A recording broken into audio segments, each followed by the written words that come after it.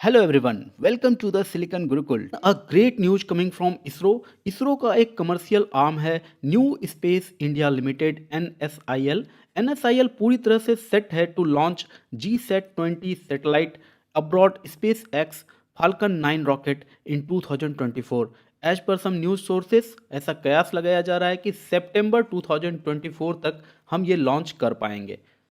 Now some facts about GSAT-20। GSAT-20 एक high throughput KA band satellite है। ये KA band क्या होता है इसे हम जानेंगे अभी तुरंत, लेकिन उससे पहले आपको बता दूं कि जब ये GSAT-20 सक्सेसफुली अपने ऑर्बिट में इंस्टॉल हो जाता है तो उसके बाद इंडिया में एक स्पीड ब्रॉडबैंड इंटरनेट में रिवॉल्यूशन देखने को हमें मिलेगा। Connectivity, digital video transmission, audio transmission, इन सब क्षेत्रों में बहुत बड़ा रिवॉल्यूशन हमें देखने को मिल सकता है।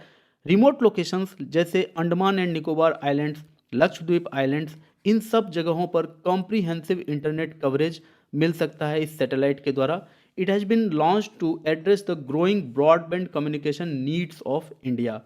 Some technical specifications: satellite offers an impressive STS high throughput satellite जिसके पास कैपेसिटी है 48 Gbps में डाटा ट्रांसफ़र करने का। नोटेबली कंप्राइजेज 32 बीम्स, और इसमें ये कोशिश किया गया है जो अंडर सर्व्ड एरियाज हैं वहाँ पर कनेक्टिविटी गैप को ब्रिज किया जाए, वहाँ तक सर्विस को पहुँचाया जाए। तो it is design to meet the demanding service needs. तो इस तरह से GSAT को बनाया गया है। अब आइए KA बैंड की बात करते हैं। देखो, KA बैंड को समझने के लिए आपको समझना होगा कि रेडियो वेव्स का बहुत इंपॉर्टेंट रोल है हमारे कम्युनिकेशन में। हम जो भी कम्युनिकेशन करते हैं, पुराने ज़माने में रेडियो चलता था, फिर टीवी आया, तो उसमें रेडियो वेव्स के द्वारा ही कम्युनिकेशन किया जाता था, डाटा को एक जगह से दूसरे जगह पहुंचाया जाता था। तो अब देखो, जो बहुत ही कम फ्रीक्वेंसी का रेडियो वेव्स होता है उसमें बहुत ज़्यादा डाटा यहाँ से वहाँ नहीं किया जा सकता है। जैसे मैरीटाइम नेविगेशन सिग्नल्स, वो 3 किलो हर्ट्ज से 30 किलो हर्ट्ज तक के हुआ करते थे। रेडियो की बात करो तो वहाँ AM होता था, शॉर्ट वेव होता था, या FM रेडियो होता था। चलो FM रेडियो की बात करते हैं, तो ये 30 मेगाहर्ट्ज से 300 मेगाहर्ट्ज के बीच का वेव में इस तरह का डाटा ट्रांसफ़र होता था कि FM रेडियो चल जाता था। अगर टीवी की बात करें, UHF की बात करें, जैसे आपने देखा होगा कि कैमरे पर एक माइक का सेटअप लगता है, दूसरा माइक कॉलर में लगता है, वायरलेसली कनेक्ट होता है, तो वहाँ UHF काम करता है। तो वो सब जितने भी कनेक्टिविटी है वो 300 मेगाहर्ट्ज से 3 गीगाहर्ट्ज के बीच के वेव्स में वो डाटा ट्रांसफ़र हो जाता है। बहुत ही साइमल्टेनियस होता है, वो बहुत ही फास्ट होता है। लेकिन अब बात करते हैं KA बैंड की, क्योंकि यहाँ पर मैंने अभी तुरंत आपको बताया कि यहाँ 48 Gbps में डाटा को ट्रांसफ़र करना है, डिजिटल वीडियो ट्रांसमिशन होना है, ऑडियो ट्रांसमिशन होना है, तो इसमें जो फ्रीक्वेंसी चाहिए बहुत अधिक चाहिए। यानी कि 27 गीगाहर्ट्ज से लेकर के 40 गीगाहर्ट्ज, यानी कि ये जो एक बहुत बड़ा एरिया है फ्रीक्वेंसी के ग्राफ पर यहाँ दिखाया गया है आपको।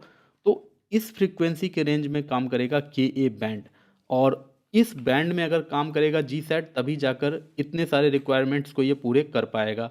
यानी कि internet connectivity, video transmission, audio transmission, ये सारे चीज़ों को फुलफिल कर पाएगा हमारा GSAT-20। Now some information about new space India limited NSIL, जिसे इनकॉर्पोरेट किया गया था 6 मार्च 2019 में अंडर द कंपनीज एक्ट 2013।